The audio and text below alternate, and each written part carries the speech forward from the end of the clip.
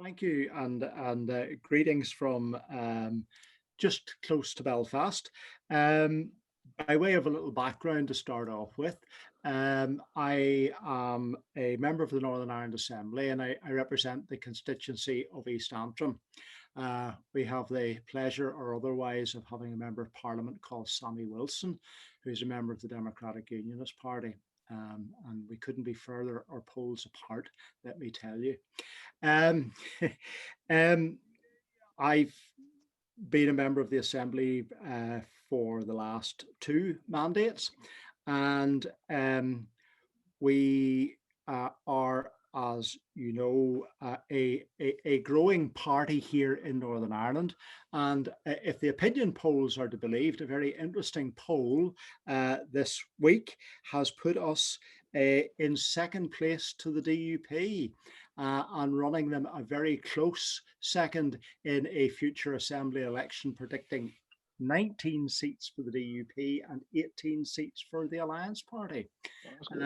And within touching distance of First or Deputy First Minister, although the process of devolution in Northern Ireland is incredibly complicated and complex, and there would be no guarantee, even if we had the majority of seats, that due to the Good Friday Agreement and the subsequent St Andrews Agreement, that we could actually hold either of those positions, because the St Andrews Agreement effectively created a sectarian carve-up of the position of First and Deputy First Minister in Northern Ireland, and it potentially could require a change in primary legislation to allow a united community party like the Alliance Party to hold one of those offices. That's not the debate for today.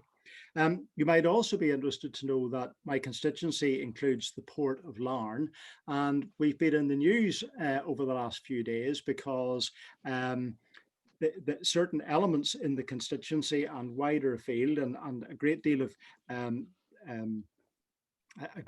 upset inside the DUP have been briefing against the Northern Ireland Protocol, flowing from the disastrous Brexit deal, which they, of course, created with the ERG in Parliament. And let's be absolutely clear about what it is they created.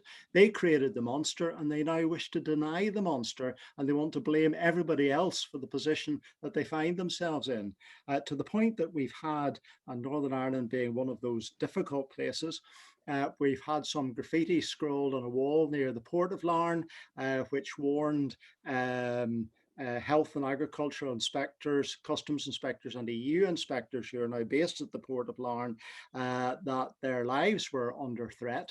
And of course they withdrew with the support from their trade unions. And that has meant that we have a difficulty arising out of Brexit. But the blame lies fairly and squarely with the DUP. If they had, and of course, let's be absolutely clear, there's no such thing as a good or sensible Brexit, and that's where the Alliance Party starts and finishes. We campaigned to remain, and we're bitterly disappointed that we left.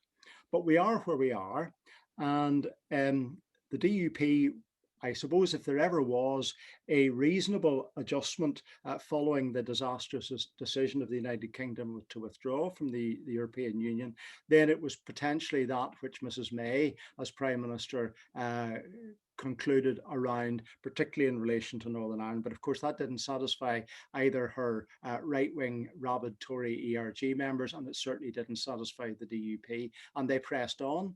They created the Boris Johnson monster, and they created the Northern Ireland Protocol, which we have today, and that is why we are in the situation that we are in with the port dilemma.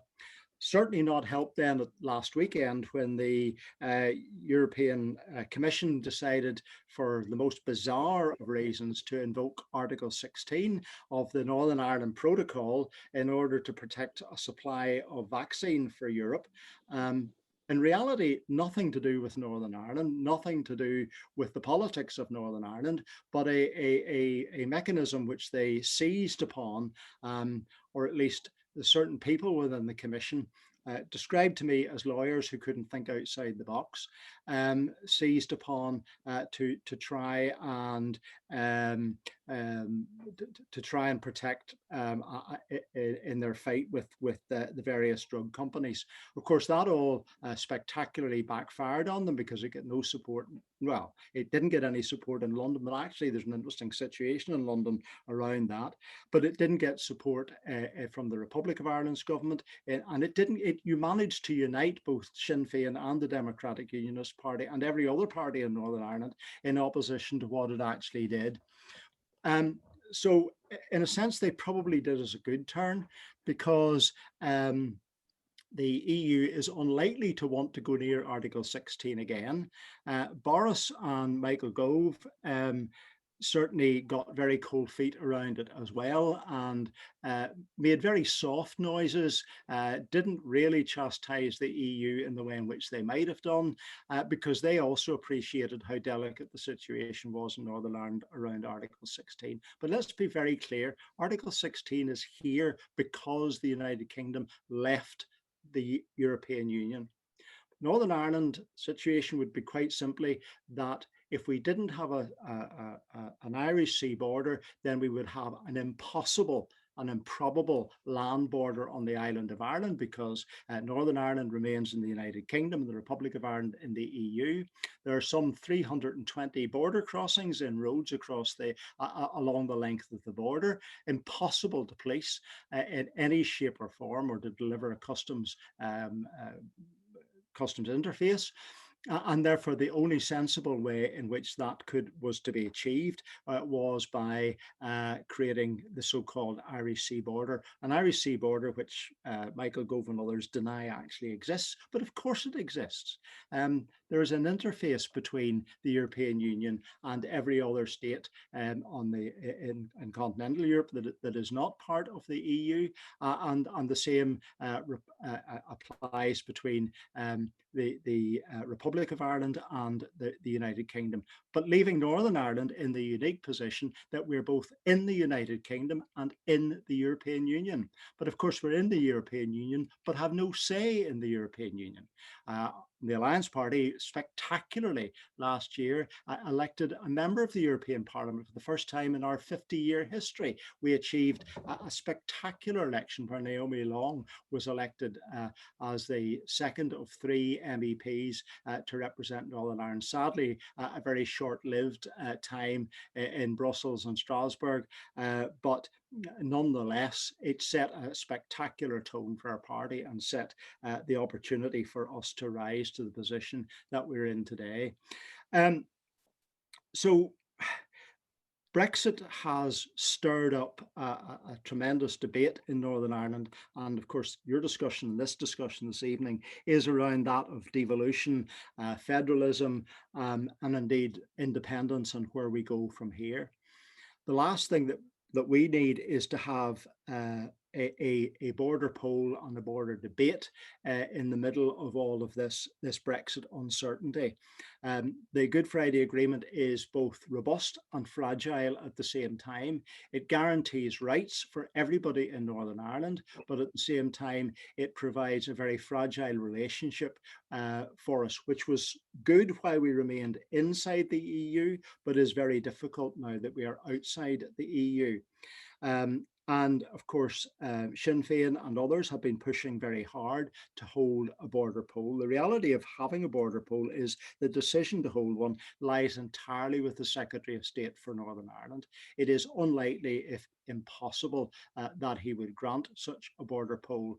And given the broader context of UK politics, I guess if he were to grant a border poll in Northern Ireland at the same time, Boris would have to grant a referendum in Scotland on independence as well. That is not going to happen under the watch of this Tory government, not ever, not never. We know that. However, the Irish government and others have embarked on discussions, and rightly so, about what the shape of a future united Ireland might look like. The Alliance Party has no interest in a border poll. We are agnostic towards the idea of a united Ireland, yet nevertheless, we are willing to take part in those discussions because we feel it's important that we work out what the implications of that would be. Not taking sides on the issue, but rather to assist in determining what a future united Ireland might look like. And that, of course, opens up a whole wide range of discussions about not only north-south relations, but what east-west relations would look like. Our Deputy Leader, Stephen Farry, has made it very clear that not only are we interested in taking part in the debate as to what a future north-south relationship or ultimately a united Ireland might look like, but we're also equally interested in what a different United Kingdom might look like as well, whether that would result in more devolution for Northern Ireland, perhaps more independence for us. Similarly in Scotland, what would the relationship start to look like if we ended up with an independent Scotland? And what would happen if English regions were devolved with more power and more areas of responsibility?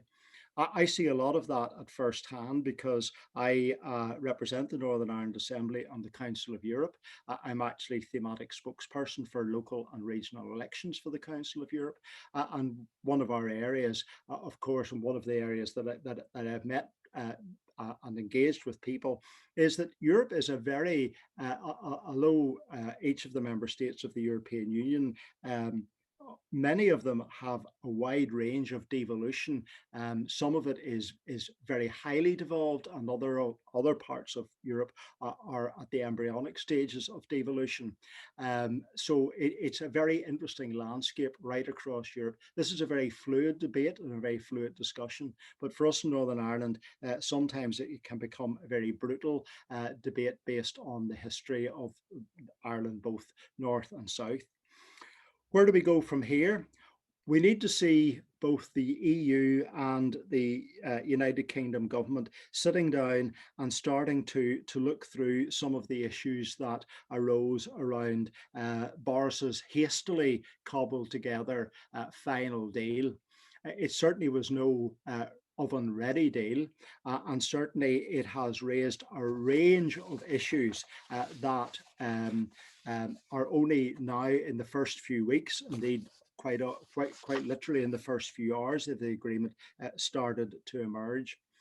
One of the areas that I've particular concern, and I was at a committee meeting of the Assembly today, is the whole area of what happens when the EU and the United Kingdom start to diverge on all the various EU rules and regulations. We were looking specifically around the whole area of health and safety, which